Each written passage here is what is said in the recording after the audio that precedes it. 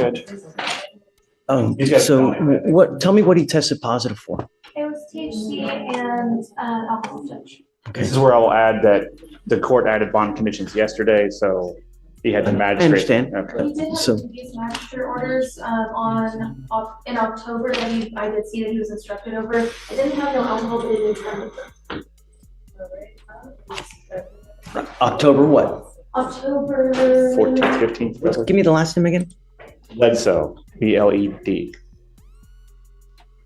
Oh no, he's still smoking weed then. I mean, if they told him not to use any kind of illegal drugs and he tested positive right now, give me the date, please. Oh boy, Judge Fleischer just raised the red flag. The defendant was explicitly told no illegal drugs. Simple, right? But now we've got a positive THC test. That's basically sending the judge a bolded "I don't care" text message. Real question. For you guys, should someone who violates bond this early even get another shot? Or is it straight back to jail? Drop your thoughts in the comments. I want to hear what you think.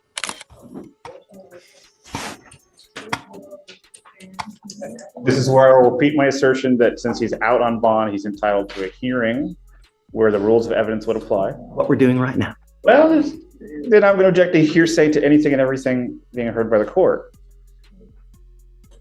What day was the magistrate condition for no using, please? October 20th.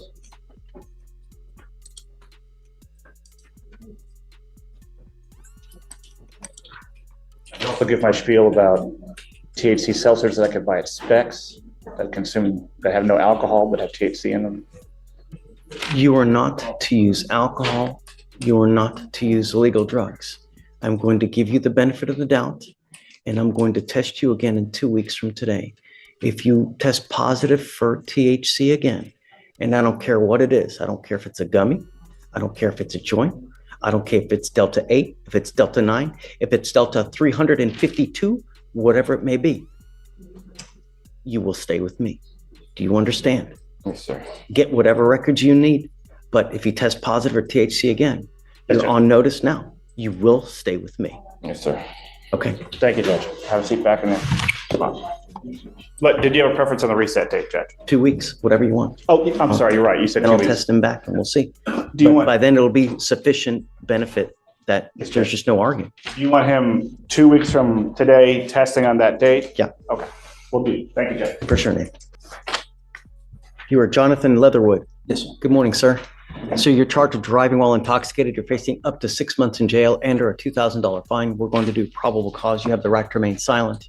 Anything you say can or will be used against you. You have the right to have an attorney present. If you cannot afford one will be appointed to you, sir. Officers were dispatched to a crash in Harris County, Texas. Officers arrived and observed the defendant as the sole occupant in the driver's seat.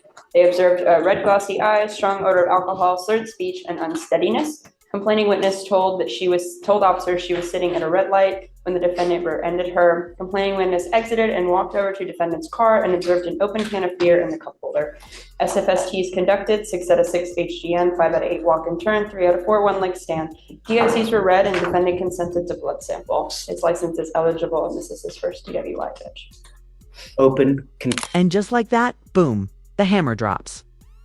Judge Fleischer didn't stutter. No alcohol, no weed, and absolutely no second chances. He even yanked the defendant's driving privileges right there in court.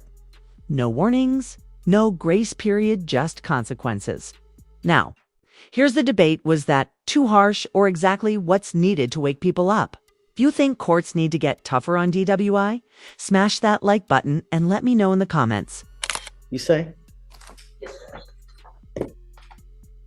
Mr. Leatherwood, I'm going to find that there's probable cause to go forward with your case. I'm ordering you now as a condition of your bond not to consume alcohol, illegal drugs, or unprescribed controlled medication. I'm going to randomly test you. If I find that you're consuming alcohol or illegal drugs, I'm going to put you in jail. You will not get any more PR bonds. Do you understand? Yes, sir. Do you have a valid Texas driver license? Yes, sir. Do you have liability insurance in your name? Yes, sir. Okay, I'm now taking away your privilege to drive. You are not allowed to drive. Do you understand? I'm also making that a condition of your bond. I would hope that you understand it's elementary that you're not to have alcohol in the car while you are driving. Do you understand? Yes, sir. You have a lawyer. because you have a lawyer, I will waive your appearance, but it is your responsibility to stay in touch with Mr. Strauss. If he tells me he can't get a hold of you, you pick up a new case, you endanger my county, I'm going to revoke your bond. No more PR bonds for you. Do you understand? All right. I'm going to have you come up here, swear to us that you're not going to drive. I'll get you to Victoria, where we'll have you sign a reset. After that, we'll get you with Fleischer for your bond conditions, and after that, you're free to go. Yeah, Judge, we believe, Your Honor, what was in the car was an energy drink, Judge. It was not alcohol, Your Honor. It's just what's alleged, Judge. I mean, I don't have a photo of the Judge, he has can. no priors. We would ask you, Judge, to allow him to drive while on bond. They're alleging he's got an open container of beer in the car while he's driving. I mean, you know, if you show me that it's not, I'll take it away. But I mean, they're telling me it's an open container of beer. So do this. Is the video here? Do you have anything? Yeah, it looks like we have some body cam, Judge. Okay, do you want to take a look real quick to see if you see something different? Take a look. Your No, Honor. I mean, we've got time. It's Yes, sir. 9:45, you know, Yes. we've got Take a all look. I'm day. ready to approach. Well, not all day, but you know, Sir. take a look real quick. I'll put this on hold if you find something different, you know, Yes, and sir. once they have time, they can go out, reach to the officer, see, hey, was it really an energy drink? Was it a beer? And let's see. But if he's drinking and he's in the car and they're alleging that, no, you know, there has to, We'll go look at it. yeah, sure, for sure. Mr. Leatherwood, heed this warning. You won't get another one. Do you understand? Okay, come on. All right, Davis, come on up, page 7.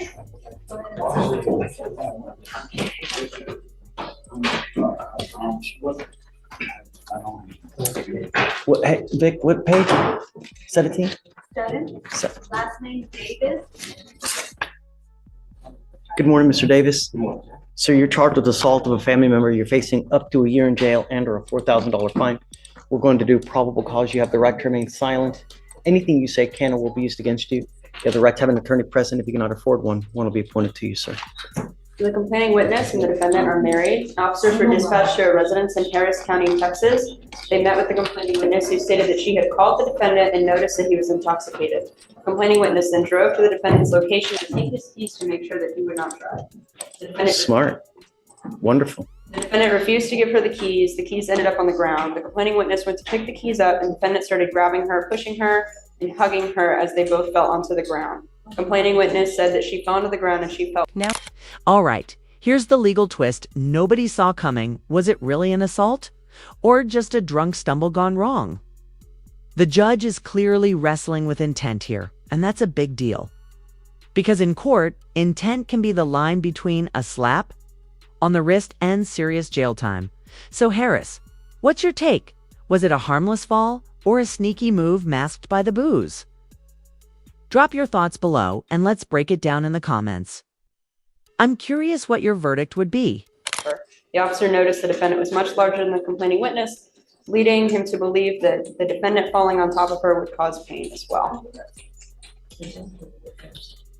So did he intentionally assault? Was it an accident? I don't. Read it again. You said he fell on top of her. Isn't that what you said?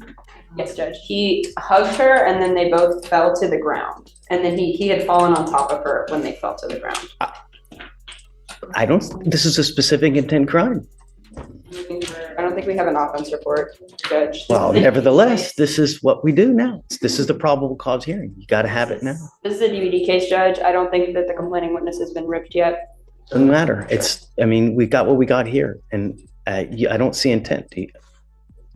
You know, in life, Mr. Davis, it's Davis, right? There are people who drink. They become very happy. You know, they're great to hang out with. They crack jokes. They're just the life of the party. And then there are those people, when they drink, they become the devil incarnate. They get horns. They just become terrible.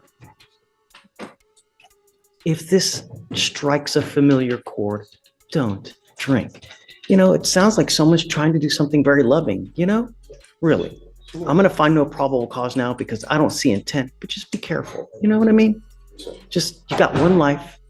Be happy and be nice. All right? Just take a seat for me, please.